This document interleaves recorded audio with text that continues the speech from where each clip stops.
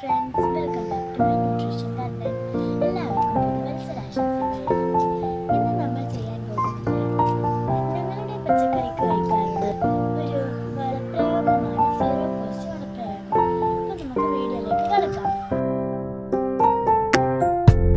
കഞ്ഞിവെള്ളത്തിൽ പച്ചക്കറി വേസ്റ്റും പഴത്തൊലിയും ഒക്കെ ഇട്ട് 3-4 ദിവസം പുളിപ്പിക്കുക. അത് നന്നായി അരിച്ചെടുത്ത് അതിൻ്റെ ഇരട്ടി വെള്ളം ചേർക്കുക.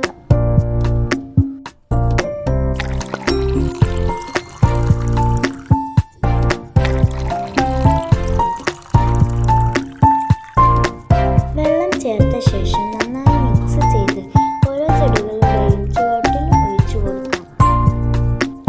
ഇലകളിൽ സ്പ്രേ ചെയ്യുകയും ചെയ്യാം. നിറയെ പൂക്കളും കായ്കളും ഉണ്ടാവുകയും ചെയ്യും.